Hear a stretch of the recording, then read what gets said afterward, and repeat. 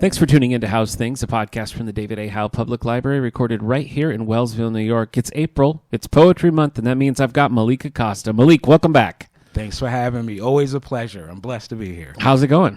It's going great. That's good. Beautiful day. Yeah. It's Poetry Month. I know. I'm feeling great today. I don't like that period of time where it's like ice cold in the morning and then like hot by mid-afternoon. That's my least favorite, especially here, because sometimes it's so hot in like the stacks and the lower levels. Oh, yeah. So, this old building has trouble keeping up with temperature changes. Right. The sun is out, so I'm not complaining. That's true. That's true. Let's go with that. Yes. Well, we're going to be talking about Kwame Alexander, particularly his, we'll call it a memoir, but it touches on a lot of different things.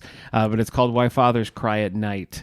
So we're going to be talking about that in a little bit. But first, let's open up our books and see where our bookmarks are at.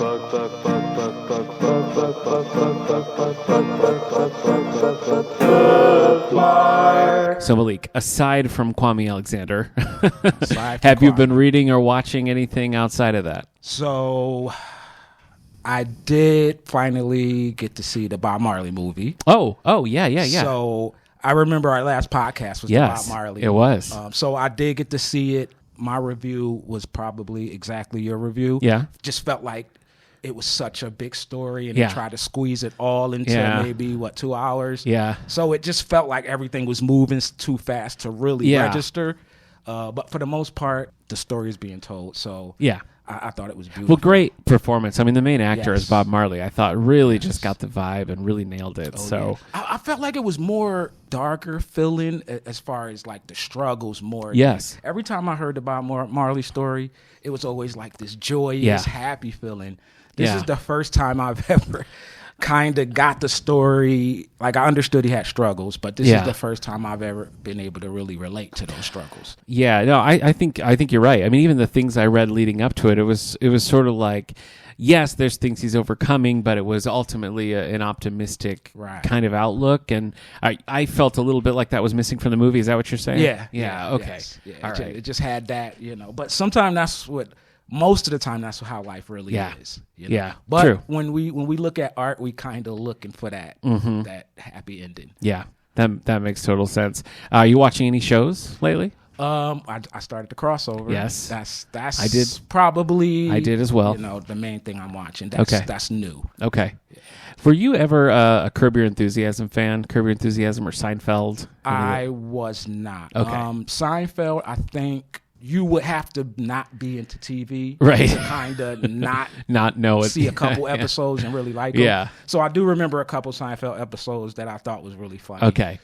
Well, I just finished Curb Your Enthusiasm, which is an HBO show with Larry David, and it's been going since 2000. So it's 24 years, but it's I remember that one.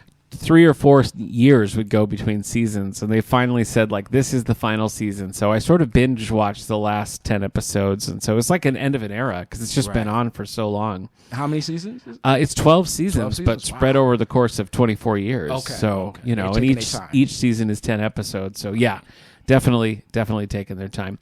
Current shows I'm still liking Abbott Elementary. I don't know if you checked that one out at all. Is that the mystery, right? No. It's Abbott Elementary. It's a Quinta Brunson. It's a sitcom. It's about a sort of an underperforming school in Philadelphia. I don't know. It's really funny. We've got the DVDs here. I might have to check that out. I love an old school sitcom, and it's just like hitting all the marks for me. Really anything fun. In Philadelphia, it touch home. Just watching those background scenes and everything, it always hit home. Yeah. Okay. Well, I bet you'd like it in particular. Yeah. Mm-hmm. But that's pretty much it overall. I'm finishing up a Star Wars book, Darth Plagueis by James Luceno, because we're doing our annual Star Wars Day book club. So, doing a little Star Wars. But other than that, I've just been revisiting Kwame Alexander, which is always fun. Right. Yes. So let's get to it.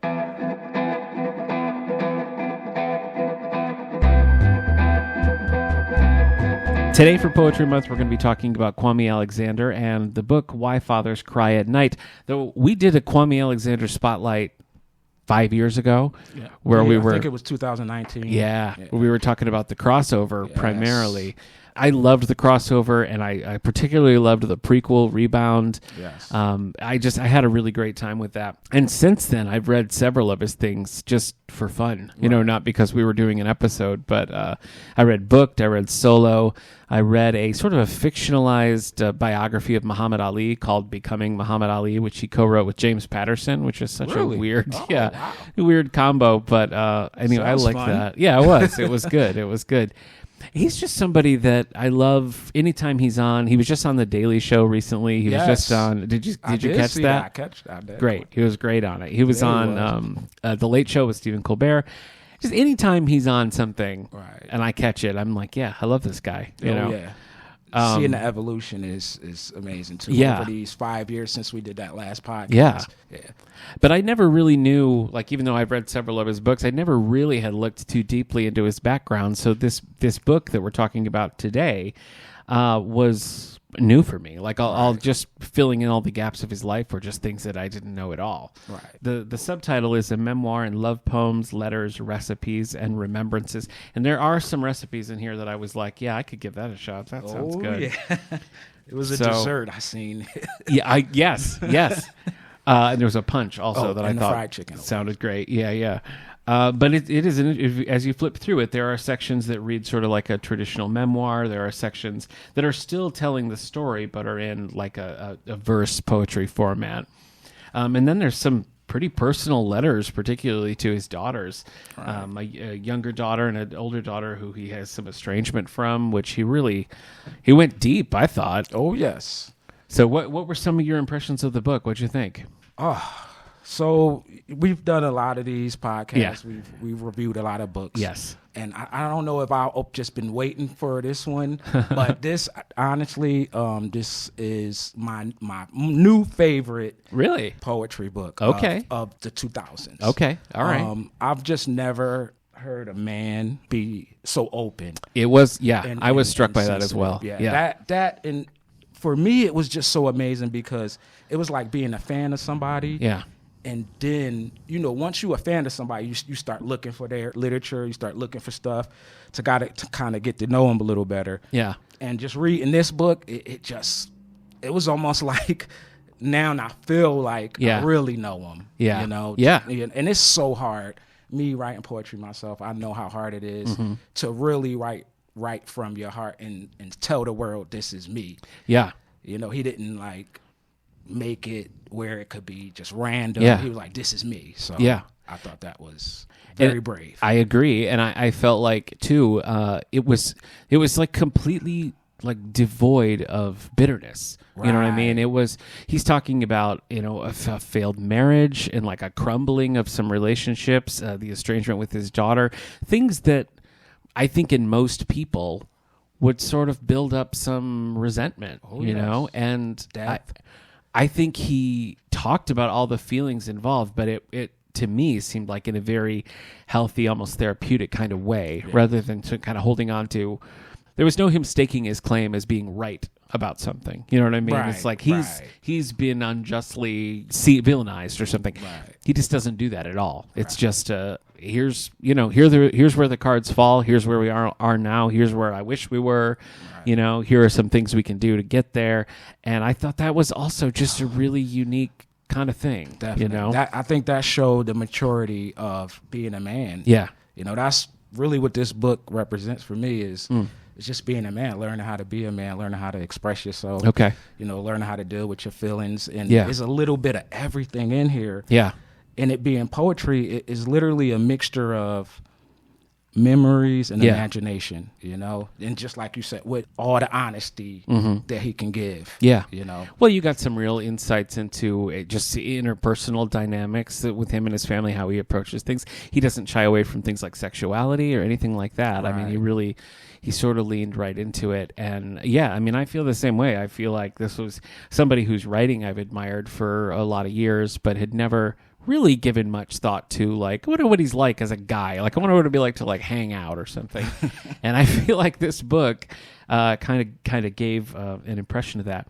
I know that we told this story years ago when we talked about Kwame Alexander the first time, but Eric Mickles, who he and I co-hosted the All the Books show, together. Eric was a teen librarian here for 5 years.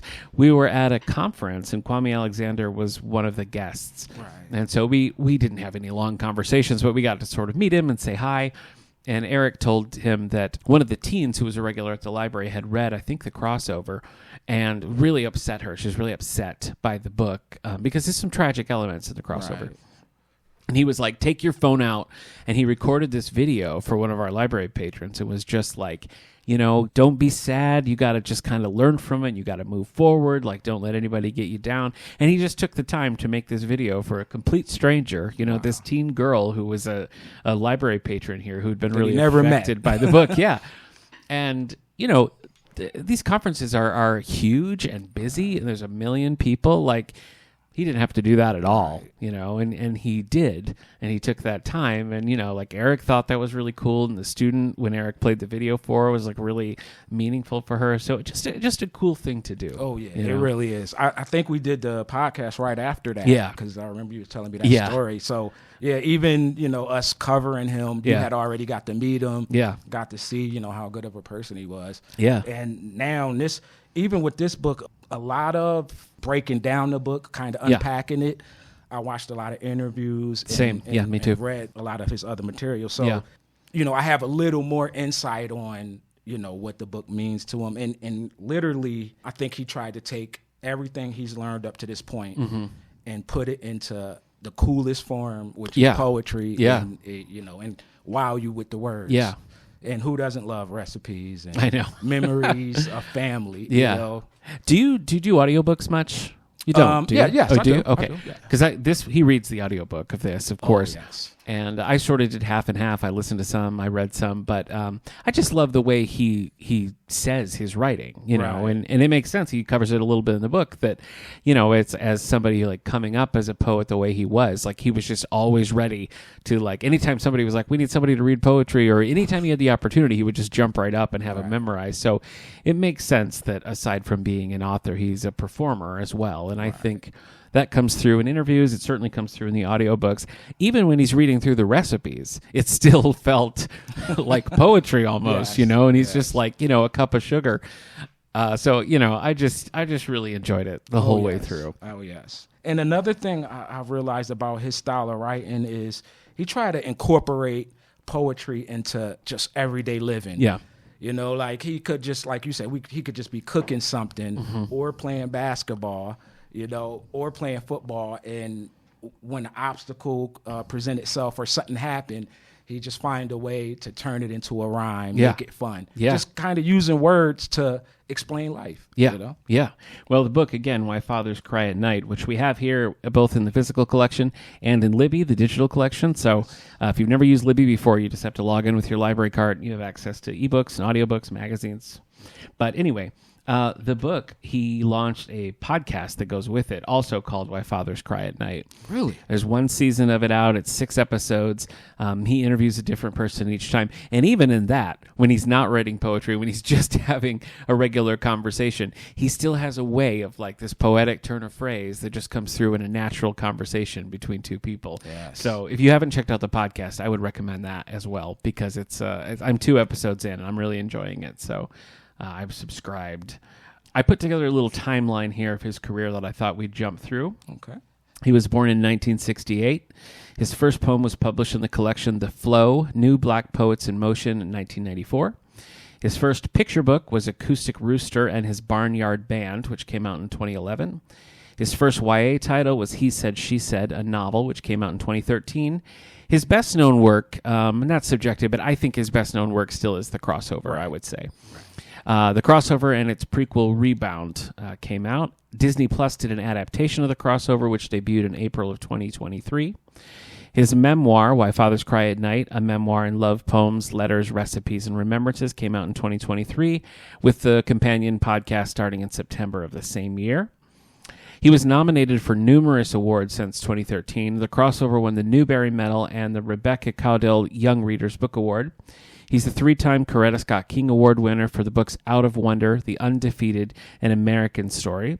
And The Crossover, the TV show, won a Family Emmy Award for Best Outstanding Young Teen Series.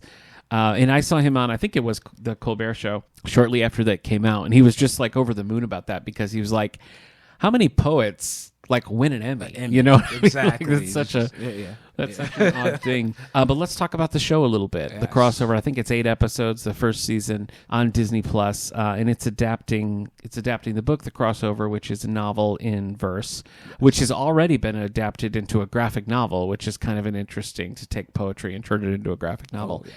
And now a TV show. So what did you think of the show? I love the show. Yeah. And for me, like, you know, I keep saying, we actually did a podcast on the book. Yeah. So we had read the book and did a little research on the book. Yeah. So obviously when you read something, it takes up a little space in your mind, you know, in your imagination. So now for 5 years later, for me to be able to watch the adaptation of that, to see what I already had imagined in my mind, it's almost like watching it is exactly what was already in my mind. Okay. So it's kind of like I seen it already in a way. Yeah. But it's so funny. So it's a lot of humor in it. Yeah. I only watched the first 2 episodes. Yeah, same. But I just what I checked out did love is how they just jump right into the story. The they first do. episode covers enough to where it makes you interested in the storyline. Yeah. So if I had never read the book, the first episode was still enough to get me interested in the story. So well, what stood out to me too is that it's clearly like intended for a younger audience, as the book and graphic novel adaptation before it were, but it's also like very serious. Like it's not like a goofy like old school Nickelodeon kind of show. You know what I mean? Like it feels like sort of a dramedy that's aimed towards, 13, 14, but I think kids younger than that or adults could also enjoy it. Oh, yes. And families together. Exactly. Because it's a family show. Yeah. You know? Yeah. And it has the sports element. Yeah. I would have never, like when we read it, I wasn't like, gosh, they should make this a show, but it makes sense. Makes a lot of sense. Like, it really does. It seemed like a strong cast and just a cool thing to see this just continue to grow in this way. I really think we're kind of on the precipice of something new, because seeing this movie, seeing this style, seeing how verse is getting more popular, seeing how he's targeting that younger audience, all these things, even the graphic novel, all these things is changing the way kids relate to reading. Yeah. So I'm just starting to see a shift in that whole dynamic, and I think that's going to be a beautiful thing, because that's going to turn into a movement, in kids using their imagination and reading, and more than anything is expressing themselves without holding it in, So I agree. Well, I know, like we've always with teen programs here, the crossover and Booked and Solo and Rebound, all of those, because he has several of these, like over 30 books. I didn't know that. Yeah, a lot.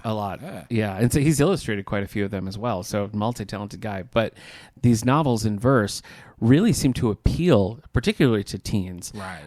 Especially, I think, on the kind of the younger side, when they're sort of reluctant to like pick up a novel. Not that all kids are, but some are. Right. Like I don't want to, But that, because the story is so good, and yet it's told in such a concise and poetic way that you can really like read it quickly, but you're still getting the full story. Right. And I think that's something, it's kind of a double whammy, because it's getting kids to read more, and it's also getting people to read poetry who wouldn't normally read poetry. Right. You know what I mean? So it's just a win-win all around. It is. That's why I say I feel like it's a kind of a new genre is birthing itself. No, I think you're absolutely right.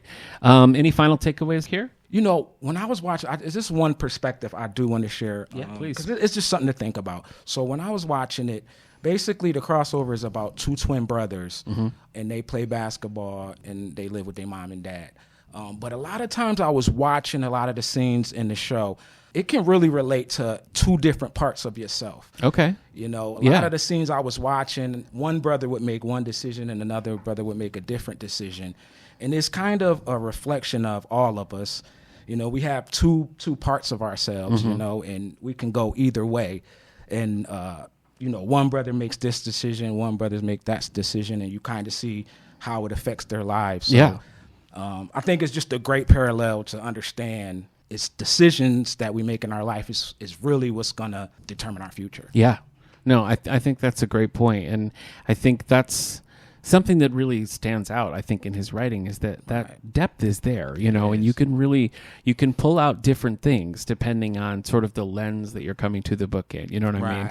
And I think you sum that up well with the twins, where you can kind of, which one are you sort of naturally pulled to, which one speaks to you a little bit more, and I think that's the cleverness of the writing that really does that. So I'm right with you. I was really happy to read this. I'm going to finish the podcast, and he's an author that I just keep an eye out for when something new comes out. Definitely. I wanted to mention too, locally we had our annual poetry slam. So thanks to everybody who came and read. We had a lot of people get up and read their stuff. Beautiful. We do have 3 winners, so I wanted to just mention them quickly. Third place, Daniel Fox for Player Piano. Second place was Amy Yanity for Wishbone. And first place went to Daphne Forbes for I Am Not Your Billboard. Good job. So, yeah, absolutely. A lot of great local talent showed up for that night, and it was great to recognize these 3 poets for their original work, which was great. Are we going to get some original work from you this year? That's what I want to know. Maybe not this year. Okay. I really, just because, I was kind of, the focus for a couple years. Yeah. I feel like the greatest part is it opened up the door. So now I'm just seeing so many people. Like one of my colleagues won the poetry contest. Somebody that wouldn't even write. So just seeing people open up and write, my job is done. But I love it, so obviously I'm gonna keep sure. doing it. Okay, all right. And I do have some things in the work. Okay, I do. Are you continually writing? Oh yes, still? I have. I have some stuff that I'm really proud of. That I've been working on. So, cool. Yeah. Okay. Well, I hope to hear it one of these days. Sir. All right. Well, again, Kwame Alexander was our feature today, Why Fathers Cry at Night, which we have here, and we have it in the digital collection as well, plus a whole slew of works by Kwame Alexander and other poets that you can see down on the poetry display at the main desk. Malik, always great to have you. Always a pleasure to be here. Guys, go pick this one up. You will enjoy this one. I second that. All right. Well, that's going to do it for this poetry special from Howe's Things here at the David A. Howe Public Library. We'll see you next time.